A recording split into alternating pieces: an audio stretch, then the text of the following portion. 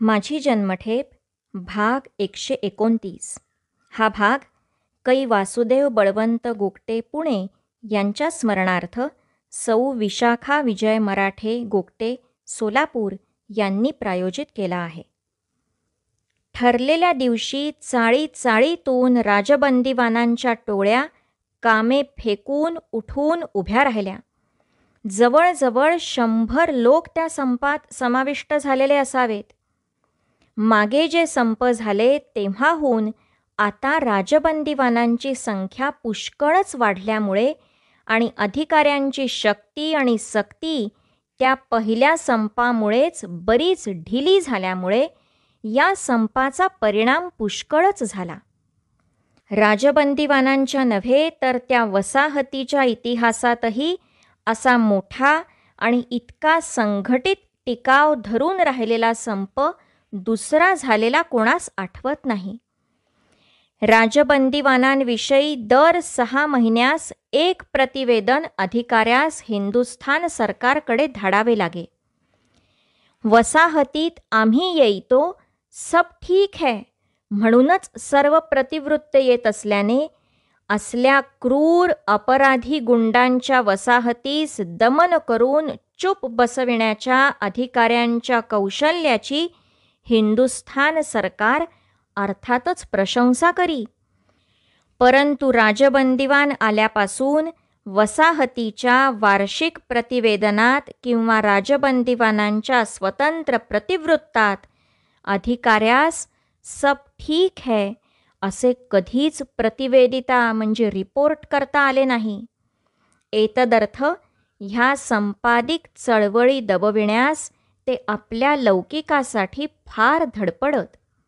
तथापि त्यासही संपामागून संप आणि भांडणामागून भांडणे पाहता पाहता आता पहिल्या संपासारखी चीड येण्याचे किंचित कमी झाले होते. तरी त्यांची धडपड सारखी चालू होती. संप होताच बारीने आमच्या विरुद्ध राजबंदीवानांच्या मनात विकल्प भरविण्यास जो आरंभ केला तो शेवटपर्यंत. राजबंदीवानांच्या खोल्यांशी अर्धा तास उभे राहून सांगत फिरे, अरे हा सावरकर तुम्हास झुलवतो आहे, फसवतो आहे, स्वतः मागे राहिला, पहा तो शिक्षेस भीतो, तुम्ही वेडे आहात, तो दुसरा अमका पहा, तसे वागा, तुमचे हित होईल. मग सावरकरांना एवढे घाबरता का? पण राजबंदीवानातील ते लोक बारीच्या बारशास जेवलेले होते. त्यास तो अमका जसे आचरतो तसे बारीची हांजी करण्यासाठी त्यास बातम्या देण्यापर्यंत लांगुल चालन करायचे असते, तर त्यांचा सावरकराने काही हात धरला नव्हता हे ठाऊक होते. सावरकराने एकंदर 20-22 वेळा त्याच कारागारात आडव्या बेड्या, उभ्या बेड्या, साखळदंडी बेड्या, हातकड्या, कोठडी बंद्या, अन्नत्याग इत्यादी सर्व प्रकारच्या शिक्षा खाल्लेल्या होत्या. हे त्यास सरकारी टिपणातच बघायला मिळत होते. ते राजबंदीवानांचे कर्तव्य म्हणून संपात समाविष्ट झालेले होते आणि त्यातील कित्येक तर इतके संतप्त होते की सावरकरांना पुरे वाटलेल्या प्रतिकाराहून आणि प्रतिवादांहून अधिक उग्रतर प्रतिवाद करण्यास आग्रह करीत होते. केवळ सावरकरांनीच प्रमुखत्वे त्यांना रोखून ठेवले होते. तेही राहो, केवळ बारी सावरकरांविरुद्ध इतका अनुपदेश करतो हेच एक कारण सावरकरांचे धोरण आणि वर्तन हे राजबंदीवानांच्या आणि त्यांच्या राष्ट्रास हितप्रदच होते हे सिद्ध करण्यास त्यातील बहुतेकांस पुरेसे वाटे. त्यातील कित्येक तर हसून त्यास म्हणत देखील की क्यों जी साहब, सावरकर बाबू आप कहते वैसे ही डरपोक है, तो आप उनसे रात दिन इतने घबराते क्यों रहते. बारीचे आणि त्यांच्या हस्तकांचे आम्हा राजबंदीवानातील झुंजार पक्षात फाटाफूट पाडण्याचे सर्व प्रयत्न विफल झाले. संप जोरात चालला. तिकडे बिचारा भानसिंग मात्र त्या मारानंतर पुन्हा सुधारला नाही. त्यास पुढे रक्त ओकण्याचा विकार होऊन एका आठवड्याचे आत रुग्णालयात नेण्यात आले. तेथे आमची प्रकृती बिघडल्याने आम्हासही काही दिवस नेण्यात आल्यामुळे आमची त्याची गाठ पडली. त्याने त्याच्या पाठीवरचे वळ आम्हास दाखवले. तेथेच त्यास क्षयाची भावना इतक्या वेगाने झाली की पूर्वीची प्रकृती इतकी विकोपाला गेली की तो 1.5 महिन्यात हा लोक सोडून चालता झाला. भानसिंग हा अशिक्षित शेतकरी, परंतु सुशिक्षितातही असा प्रामाणिक देशभक्त नेहमीच सापडेल असे आम्हास वाटत नाही. बिचारा जन्मठेप घेऊन ज्या देशाच्या मंगलार्थ तिथे आला, तिथेच एका 1.5 वर्षाच्या आतच त्याच देशाच्या मंगलार्थ झुंजत असता मेला. अशीच तेथील राजबंदीवानातील प्रत्येक प्रामाणिक मनुष्याची भावना झाली. भानसिंगवरील अत्याचार आणि संपवाल्यांच्या मागण्या रीतसर अधिकाऱ्यांच्या कानावर घालण्याकरता जे 2 पुढारी नेमले होते, त्यांचे लेखी कथन अधिकारी घेईनात. तेव्हा ठरल्याप्रमाणे त्या दोघांनी अन्नत्याग केला. 10-12 दिवसापर्यंत ते दोघे त्यातील एक सन्माननीय 60 वर्षाचे शीख गृहस्थ होते आणि दुसरे एक तेजस्वी पंजाबी रजपूत तरुण अन्ना वाचून आपल्या कोठडीत बंद पडलेले होते.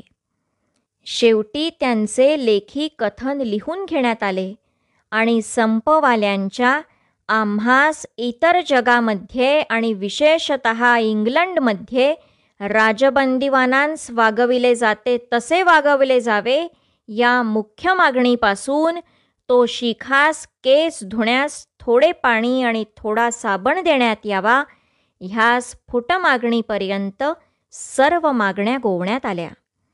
याप्रमाणे अन्नत्यागाचे मूळ कारण सफल झाले म्हणून त्या वृद्ध आणि सामान्य शीख गृहस्थाने पूर्वी ठरल्याप्रमाणे अन्नग्रहण केले.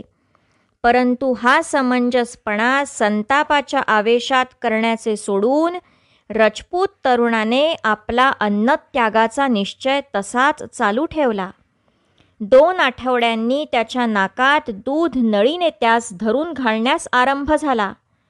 त्या अन्नत्यागाने त्या तरुणाचा देह कृश होत चालला. पण त्याचे ते मानी रजपूत रक्त त्यायोगे थंड न पडता अधिकच वाढू लागले. त्याने कपडे घालणे सोडले, पांघरूण घेणे सोडले. उपाशी उघडा नागवा थंडीत वाऱ्यात त्या सिमेटाच्या मिश्र फरशीवर कोठडीत तो पडलेला असे. कोणाशी चकार शब्द बोलेना. त्यास ऐकायचे नाही, त्या अधिकाऱ्यांशी बोलायचे तरी का? मला सांगणे ते मी लेखी कथनात सांगितले आहे. बस इतके एकदा बोलून त्याने जी जीभ आवरली ती पुन्हा काही उचलली नाही. कमिशनर येऊन गेला, पण 1 नाही 2 नाही, असे 1 दिवस नाही, पुरे 6 महिने तो निरन्न स्थितीत दिगंबर होऊन त्या कोठडीत पडला होता. त्याचा सुदृढ आणि प्रशस्त देह अस्थिपंजर झाला. त्याच्यासारखा तेजस्वी, प्रामाणिक आणि अमोलिक देशभक्त असा मातीच्या मोलावर मरू नये म्हणून आम्ही शक्य ती खटपट केली. अंती एका युक्तीने त्याची प्रत्यक्ष भेट घेतली, त्याची थोडी निंदा केली. प्रतापही वेळी भलत्याच ठिकाणी ठाण मांडून झुंजण्याचा मूर्खपणा करण्यापेक्षा रणातून 2 कोस मागे हटणे हाच शूरपणा कसा समजत होते ते हळदी घाटाचे आणि इतर उदाहरणांवरून सांगितले. आपण 100 मोलाचा प्राण राष्ट्रासाठी म्हणून देताना 100 प्रतिमोल घेऊन मग द्या, नाहीतर राष्ट्राच्या नावाने अशी आत्महत्या करताना राष्ट्राची काही अंशी हानीच कराल असे निक्षून सांगितले. तेव्हा कुठे स्वारीचा निश्चय ढळला. मी मरे तो देह दंडणार नाही असे त्याने गुप्तपणे वचन दिले आणि आम्ही थोडे निश्चिंत झालो. लेखक स्वातंत्र्यवीर सावरकर. वाचन गीता चारुचंद्र उपासनी. सावरकर वाङ्मयाधिकार श्री सात्यकी अशोक सावरकर.